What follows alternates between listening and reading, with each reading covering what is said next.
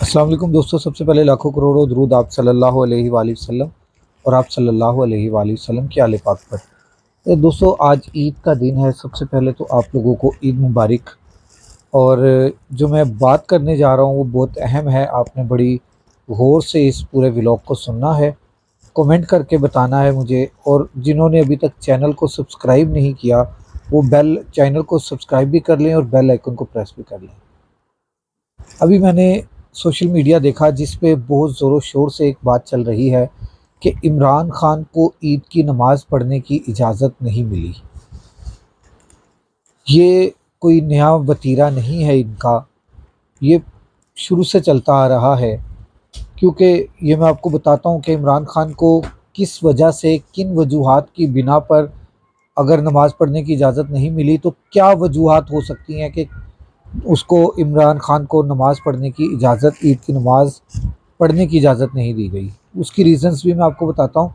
उससे पहले मैं आपको एक बात, छोटा सा वाक़या सुनाता हूँ कि जब हम लोग जेल में थे तो उस वक्त जुमे का दिन आया तो हमारी बैरक के बिल्कुल सामने बड़ी मुश्किल से 10 गज़ या 12 गज़ के ऊपर मस्जिद थी।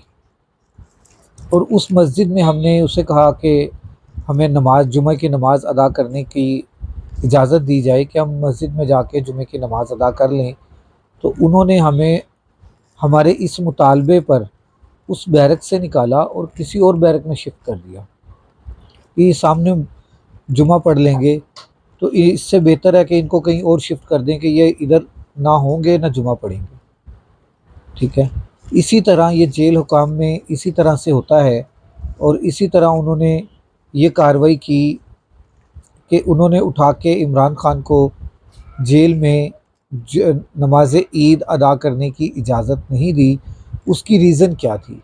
उसकी रीज़न ये थी कि इमरान खान अगर ईद की नमाज़ पढ़ने के लिए मस्जिद में जाता, वहाँ पर कैदी नंबर 804 के नारे मस्ट थे कि जेल के अंदर लगते।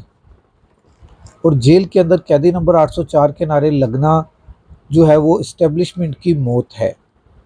क्योंकि आपको पता है कि इस्टेब्लिशमेंट इस वक्त अपने हवास बाख्ता हो चुकी हुई है।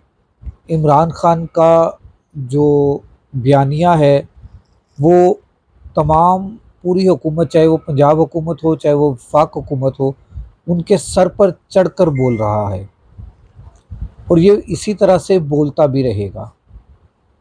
और इसमें इस वक्त जितने भी कैदी जेलों में, उनके घर वाले किस कर्ब में मुब्तला हैं ये आप और मैं नहीं समझ सकते। ये सिर्फ वही समझ सकते हैं जिनके प्यारे इस वक्त जेलों में हैं। हम सबको दुआ भी करनी चाहिए और उनके लिए कुछ ना कुछ कोशिश ज़रूर करनी चाहिए कि वो जितने भी बेगुनाह कैदी हैं वो जेलों से बाहर आकर अपनी फैमिलीज़ के साथ रह सकें।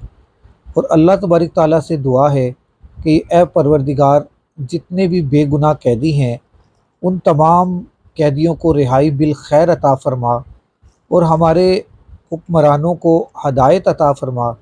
अगर इनके नसीब में हदायत नहीं है तो ए मेरे मालिक, तू बेहतर जानता है, तो इनको उस इनकी गुनाह के मुताबिक इनको सज़ा में मुब्तला फ़रमा और इनसे निजात अता फ़रमा। और ऐसा हुक्मरान इस पाकिस्तान में अता फ़रमा जो तेरा और तेरे प्यारे हबीब का नाम बुलंद कर सके, जो गरीबों का ख्याल कर सके, जो गरीबों, मस्कीनों, यतीमों को 3 वक्त की रोटी दे सके। आमीन या रब्बुल आलमीन। अगले व्लॉग तक राशिद इकबाल कादरी को इजाज़त दीजिए। अल्लाह हाफ़िज़।